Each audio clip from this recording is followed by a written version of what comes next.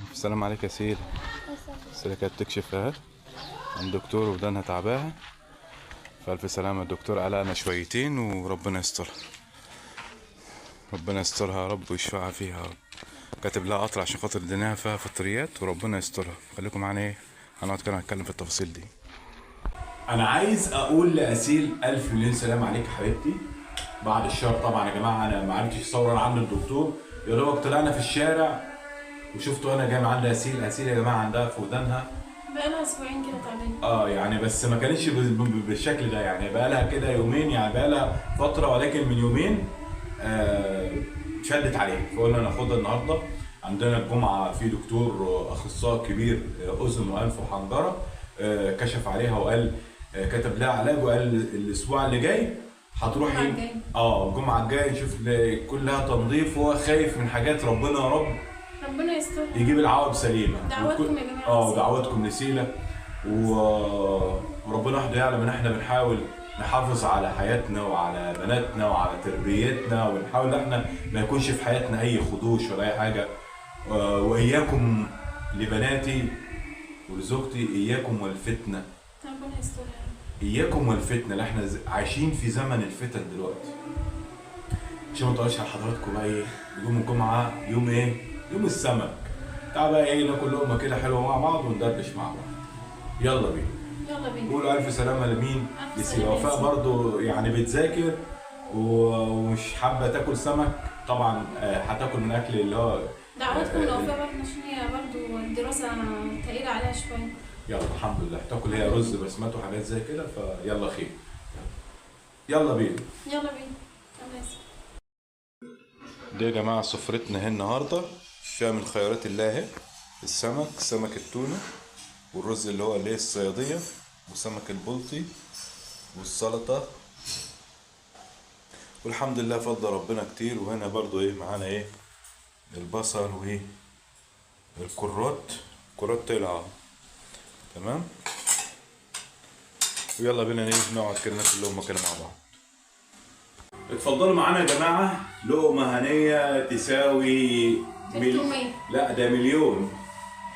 فربنا يا رب يحفظكم بحفظه. طبعا زي ما قلت وشفتوا في الفيديو معانا التونه السمك البلطي والرز الصياديه، ولقمه حلوه كده في لمتنا الحلوه.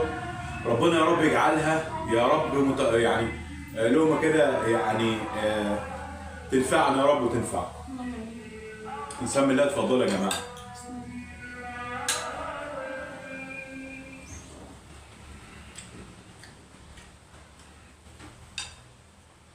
حافظوا على بيوتكم يا جماعه، حافظوا على بيوتكم يا جماعه.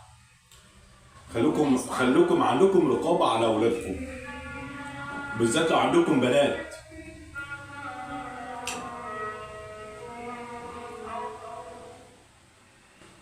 نحاول ننوع في القناه، مره كده ومره كده، مره مشاهد توعيه.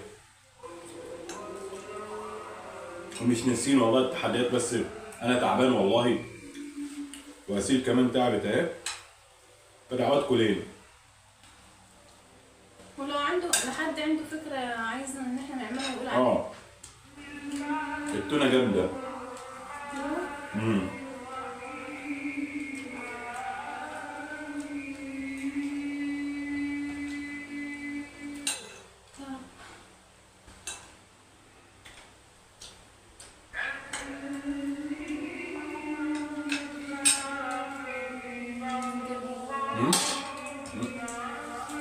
البصل الاخضر ده في حته تانيه.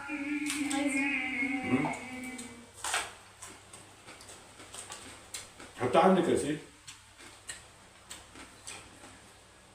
النهارده السوق بتاعنا كل حاجه موجوده يعني.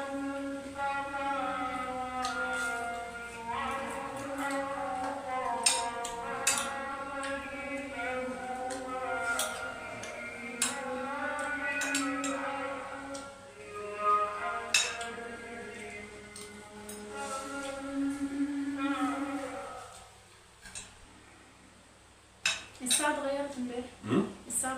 الساعه اتغيرت. انتي ناخد سلفي كده في الاول. يلا يا سيدي. احسن عيله دي ولا ايه؟ اديني بص يا سيدي كده حتى تمشي مع السيلفي. يلا يلا بص بص بص يا موافق.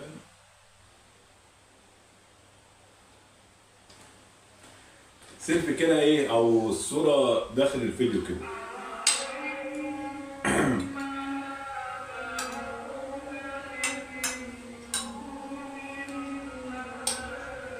ده احلى حاجه السمك والله، انا مش عارفه هو فين مش بتحبه ليه. هو في حد ما بيحبش السمك؟ كتأثير برضه مش بتقدر تاكله. لا. السمك ده العيش. الأكلة بتاعتك المفضلة سمك؟ السمك والايه؟ مكرونة؟ لا والله الاكل كله بالنسبه لي حلو يعني، بس في اكلات ما انا ماليش تقول عليها يعني. زي ايه؟ لو انت شاطره كده. البامية؟ البامية؟ ماشي ماشي. الملوخية؟ والزبادي. لا انت انا ممكن اكلها عادي. البامية والملوخية انا بحبها يعني، هي مش بتحبني. متهيألي انت بتحب كل الأكل. مفيش إلا زي بس ولا ايه؟ ايه تاني؟ في حاجة تانية؟ ايوه في. طب وضحها لنا. في عندكم البصارة. في الكوسة لما تكون مطبوخة كده، يعني ممكن اكلها محشي ما اكلهاش مطبوخة. في القلقاس ما باكلوش. هسيبك لك عليه. الم- وعامل زي البطاطس كده بس يعني زي البامية. ال